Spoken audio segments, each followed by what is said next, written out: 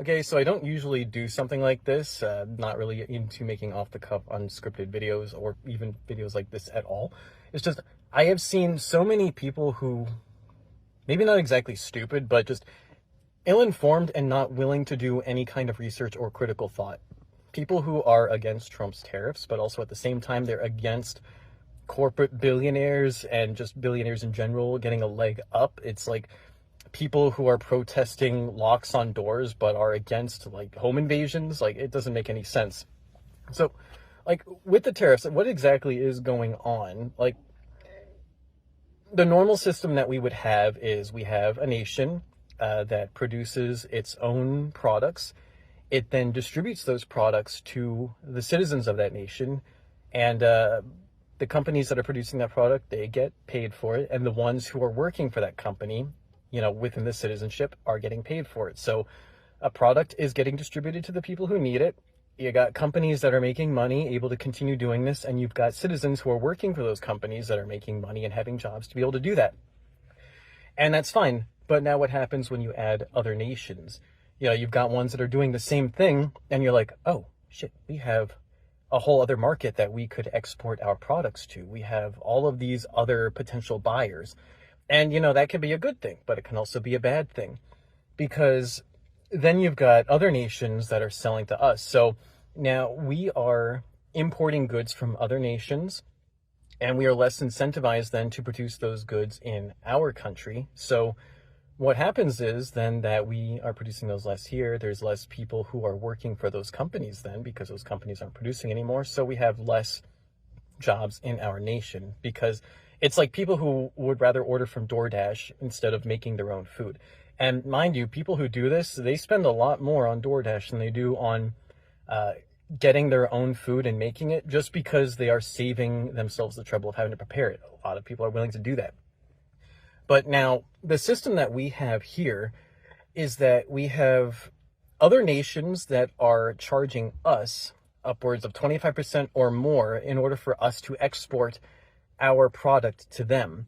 So we are either less incentivized to do so, or we do so and we have to pay a much higher fee, which is going to hurt our economy, because we are, instead of producing the product here necessarily, we are importing it from other countries, and then we are exporting to other countries while paying a percentage tax on that. So we're losing money on that.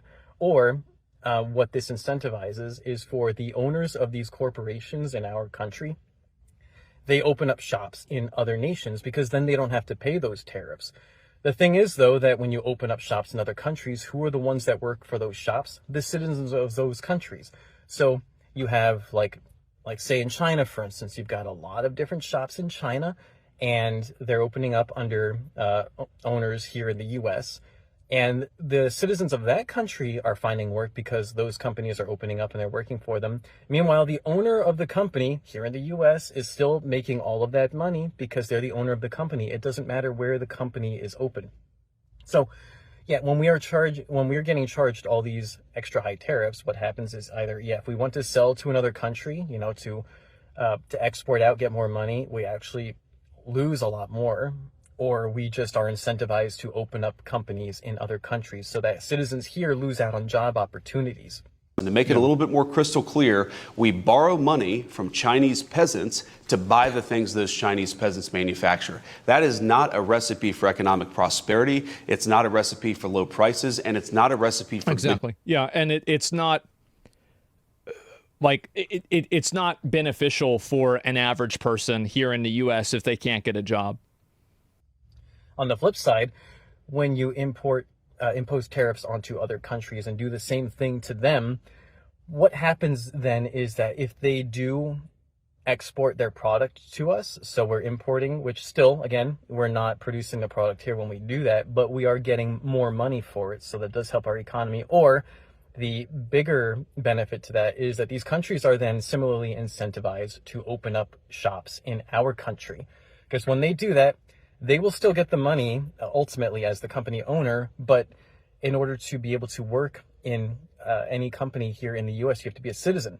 So opening shops here, that creates job opportunities for citizens in this country.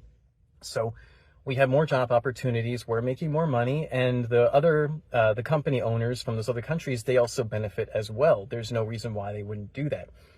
And to put this into like, because I'm just a layman and I understand this, but you can look at it in a gaming sense. Like, for instance, let's just say you're playing Minecraft, you're in a server, you're with your friends, you've created a community of other players, like there's a lot of people in your community, and then you start an economy. Maybe you start a diamond mining company, and you've got a bunch of your buddies out there mining diamonds, and you're managing it. You're distributing these diamonds to all the other players, and they're paying a certain price, however you figure that out. And then you pay the people who are mining the diamonds for you. So everyone wins. Now let's say though that another server is doing the same thing, but then they start sending diamonds over to you instead. And you're like, oh, well, I don't have to manage anything then. I can just buy the diamonds from them and then sell it to the people. So now your own people that were working with you, they're not needed anymore, so they're out of a job. Meanwhile, let's say you want to do the same thing and sell diamonds to the other server, but they're charging you a percentage fee in order to do that, so you don't want to do that. Normally, you would have your people mining those diamonds and sending it over there, but instead, you're incentivized to open up your own diamond mining company in their server, having the people who like play in that server do the work for you, and then you pay them while they distribute the diamonds to the people in that server. Again, the people in your server are not doing that. They're out of that job. You are gaining all of the benefit from that as the owner, but it's the workers in the other country or the other server who are getting that work and getting paid for it. But you as the owner don't give a shit. It doesn't matter where the work is coming from, because at the end of the day, all that matters is that you're making product and you're getting paid. And so, and you see it here, right? I mean, this is another example that you can take a look at, is that, so this is an example of kind of what I'm talking about, especially with stocks, is that from 2019, the year before COVID, to 2021, real average incomes per family have grown by 13%. This is a very large growth. This very large growth hides substantial inequality. And this is the problem that a lot of people that are in media don't understand, is that they don't understand why when you're showing a graph that says the economy is getting better to an average person, they think the graph is bullshit. And the reason why is this very large growth hides the substantial inequality. The bottom 99% of real incomes grew by only 4.1% from 2019 to 2021. That's 2 years. I guess 3 in a way. But while the top 1% grew by 46%, the top 1% of families captured 75% of total real growth per family from 2019 to 2021. The top 1% income share reached an all-time high of 27%. I think that people don't understand what these numbers are. You want to talk about Chinese peasants? What about the American peasants? The rich got richer. They got richer in an astronomical level that is not even easy to comprehend. So with the current system, that is why you've got people like Jeff Bezos and stuff. They're making a ton of money. If you look at the graph of like earnings for these companies, it's huge. Meanwhile, if you look at productivity versus wages, which stops at 2017, it will get even worse. Productivity is going up like this. Similarly, the wages are moving like this. Like, let's see, Jeff Bezos, net worth over time. Do we have a graph here? Wow, look at that. Wow, look, oh, wow, look at these numbers. Those are really good numbers. So yeah, in just 2 years, exactly. Can you show the productivity wage gap? Yes. This is the sick one. You guys ready? Disconnect between productivity and a typical worker's compensation.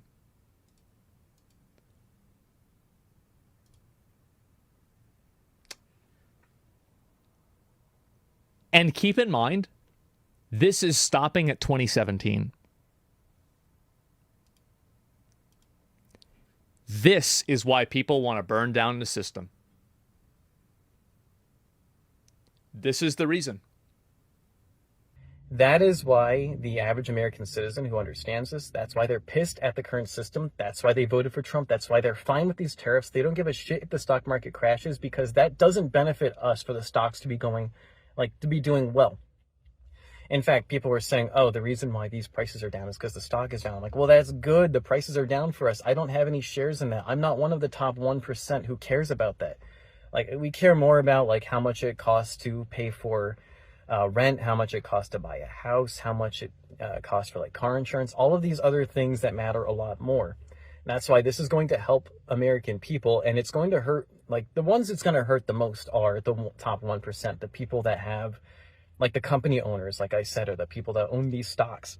And that's why Nancy Pelosi, back in 1996, when she was only worth $500K, she was all for the tariffs. She was saying the same shit that Trump was.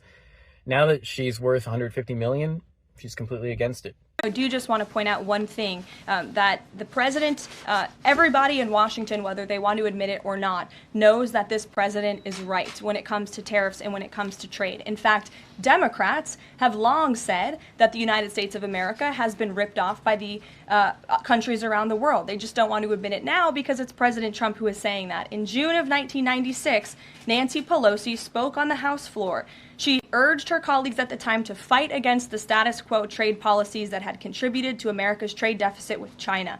In fact, Nancy Pelosi said, how far does China have to go? How much more repression? How big a trade deficit? How many jobs have to be lost for the American workers? How much dangerous proliferation has to exist before members of this House of Representatives will say, I will not endorse the status quo? That the average U.S. MFN tariff on Chinese goods coming into the United States is 2%.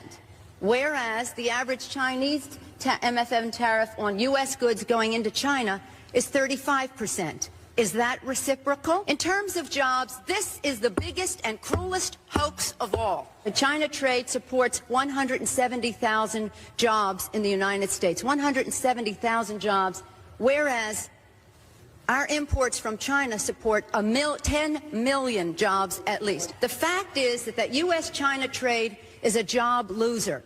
Those are the words of Nancy Pelosi in 1996. Well, President Trump is finally answering her call 27 years later. Nancy Pelosi can thank President Trump today for the 104% retaliatory tariff that will be going into effect on China.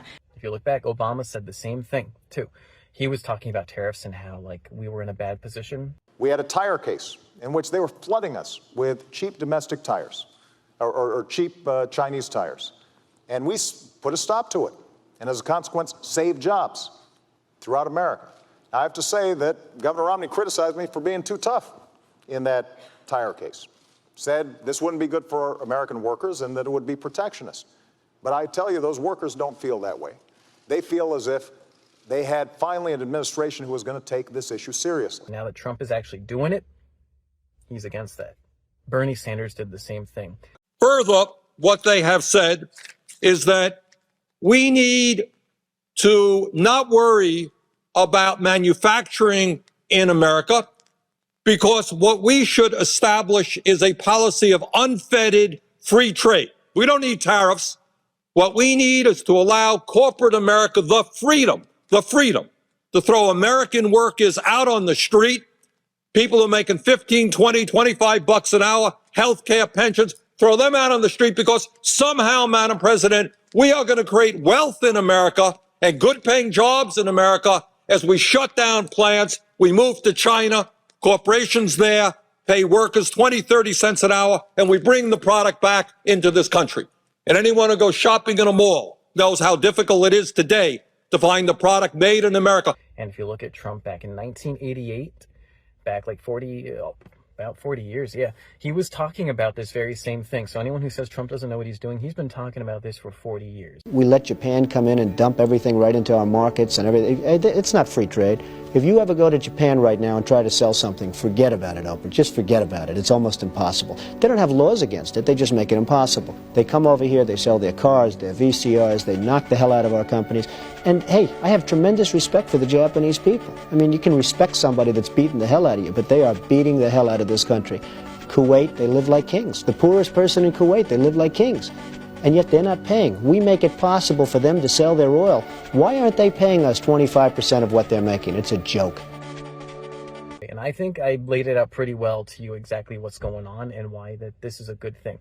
So, you know, if you want to, if you want to keep supporting corporate billionaires and corporations, and you don't give a shit about the average American working class citizen, then, keep on protesting tariffs, because that's what we're going to get. And as somebody, I am a top 1% earner. I pay over $1 million in taxes every single year. In fact, I'm due for that pretty soon. And I totally understand it. I will be massively negatively impacted by this. I will probably lose collectively over the course of this happening. I will probably lose millions of dollars. That's what will happen. It's just the way it is. But I can totally understand it.